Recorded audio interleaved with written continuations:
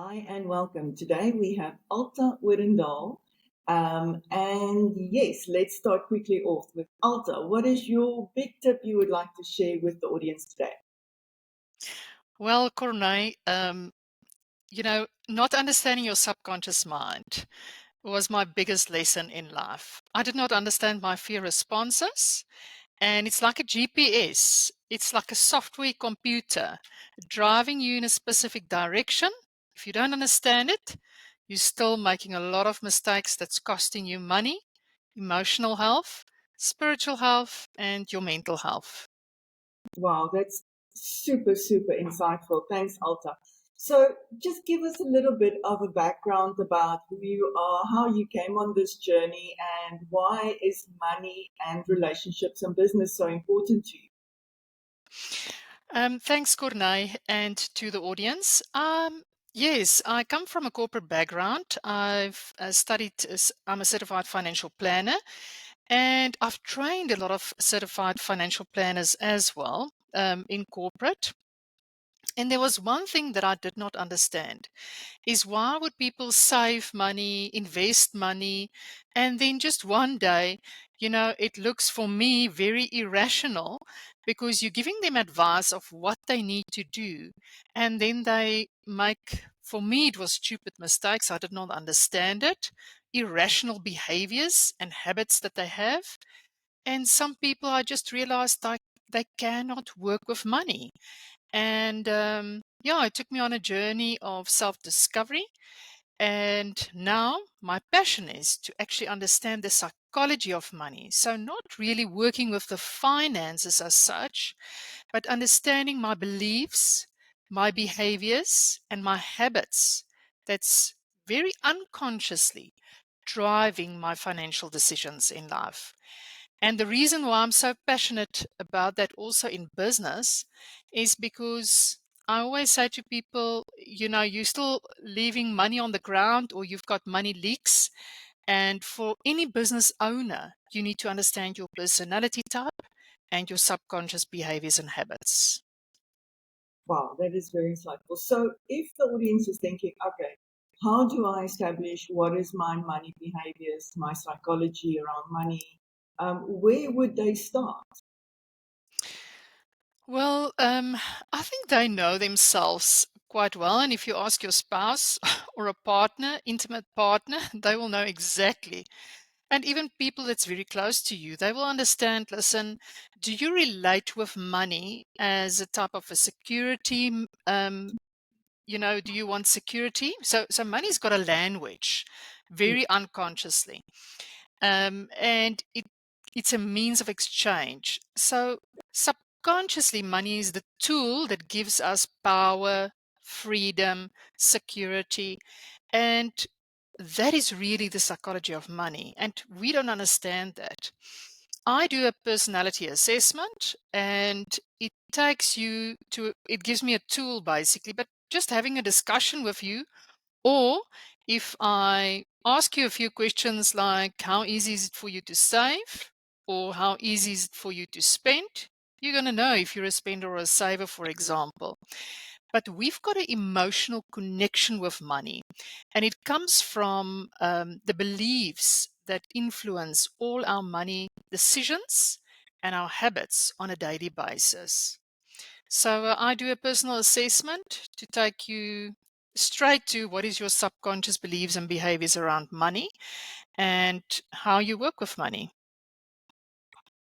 Okay, great. And so, I think if you could maybe just expand a little bit about the emotional connection. What have you seen in your practice and experience how people connect emotionally, and how does it then realize in their business practices? Do you have a few examples you can share with us? Yes, Cornay, so how does it relate to business? If I take an executive team, for example, let's say three directors, or a CEO of a business, maybe for the one, money means freedom, for another one, it means power, and the other one, it means security. I'm just using different examples. So, if your subconscious behaviors and habits is one of you've got a dominant personality type. Yes, it can be to your advantage, but in some cases, you're going to have people around the table that's scared to speak up, for example, and they can see risks, for example, that you do not see as a risk because you think of power and control, and you don't look at the risks involved in your decisions. Whereas other people's got a lot of ideas, for example, so they this visionaries. And they're so excited about the next thing, and that's the emotions. They always look at the future and how I can get excitement outside of myself, actually, to keep the void, and that's where the magic happens, of my own emotional needs. That is what they want to actually, it's an inner job. It's never an outer job. So people try and manage money on the outside, Mm. whereas they need to understand the habits, beliefs, and behaviors. And if they don't change that on the inside, they're still making a lot of mistakes. And the reason why I'm saying that is, if I'm connected with emotions, we all wired in our brains for survival. And that's how your brain is wired. And whatever was uncomfortable for you in your childhood, you'll try and make up of that with money. And money is just a tool. So subconsciously, we need to manage more our emotions and look at our own emotional patterns of behavior in order to manage money on a more conscious levels. And if we want to work in teams together, we can do so much better by understanding the different personality types, for example, of a executive team, because maybe there's one person that can see all the risks and you just too dominant and you cannot see the risks involved. So it's embracing the talents and the gifts of the team instead of just one dominant type of person. It's more of a servant leadership, collaborative approach, and you can be more successful. They always say two is better than one, and that's typically, if you understand that, you can make better financial decisions as well. I love that you brought up the team dynamic in the whole situation when it comes to money and relationships or how you manage money. Could you give us some concrete examples of what would be an option for executive team if they wanted to address this type of aspect within their team setup? Yes, Cornelia. So what I suggest is, I do it currently, is I do an assessment for each director in the team. And then what we do is we sit as a group together and we look at the gifts and the talents, but also the risks overall. If somebody is, and if I say unconsciously controlling other people, for example, they can be a risk for the company because they cannot see the smaller details. And it's then to look at the collaboration of the team and the gifts and the talents, and then also assign specific tasks. So, for example, I'm going to use an example in the financial industry, for example, that I'm using with executive teams. One person is maybe a perfectionist, and they look very detailed at what is right and what is wrong. And that's great in the accountant industry and from a compliance perspective. But if you're too right and wrong and you're too on the numbers and too much on the compliance, you're maybe not going to sell because you don't have this exciting energy where you attract people and your marketing is maybe not great. So I can look at a team, for example, and I can say, okay, you're all brilliant accountants, but maybe you can do so much better if you get a specific person in your team that can go out and go and be creative and get more clients in with the excitement of what an accountant really can do. And there's so much that they can do. But they just think I'm an accountant, and they work with the numbers and they're missing maybe all the marketing opportunities. And they can triple their business if they know how to market. Wow, I mean, that's really powerful, and that you've given us some examples of what you're currently doing. So, if there's audiences that want to reach out to you, where can they find you?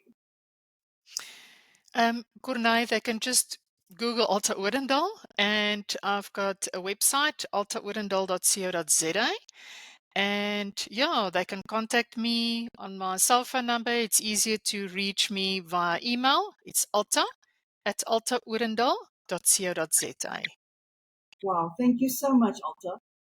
I really enjoyed what you've just given us and the information, just so that people just recap what you basically have said now. Could you condense it in a couple of sentences just to wrap up this podcast for us? Yeah, I think, Cornay, if I can tell the people that there's a clear connection between our emotions and our money habits. And it's really that certain emotions like fear and greed and insecurity can lead us to make poor financial decisions. And understanding this can really change your life, not only for yourself, but also for the people around you, your business team, your marriage.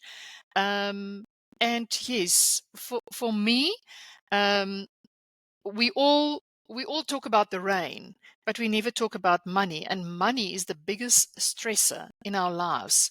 And we want to make the right money decisions in the relationships that we are currently, and that's the businesses that we run on a daily basis, and our marriages, specifically our marriages.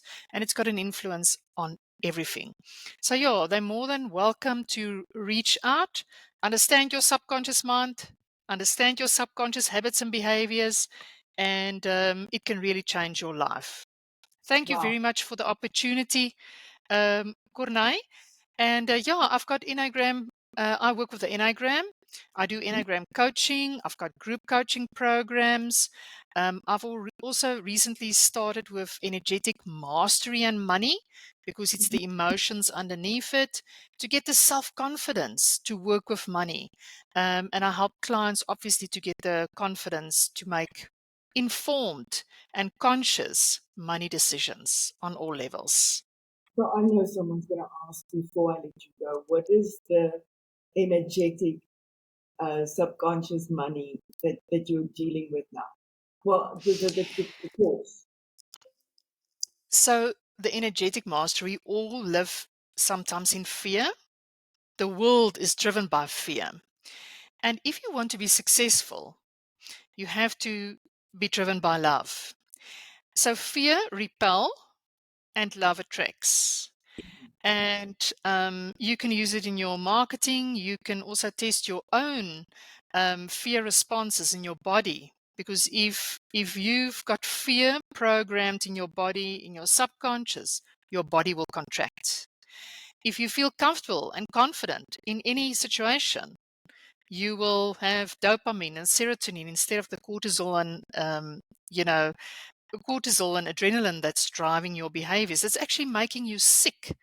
So those beliefs, I mean, one perception change can change your physical body. Not to live in fear and have a cortisol response, but more a love and dopamine response. So that is the energetic mastery, is to consciously look at what is the hormones and the belief systems, the mental patterns and the emotional patterns that makes us sick and makes us healthy. I mean, that is so insightful. I'm sure there's going to be a lot of people that's going to reach out to you and asking about this mastery and how they can get involved and all the coaching opportunities that you can help them with. So thank you so much for your time, Alta. I really appreciate it. And yes, thank you. Thank you, Kurnai, and thanks for the people, and they're more than welcome to reach out. Thank you once again.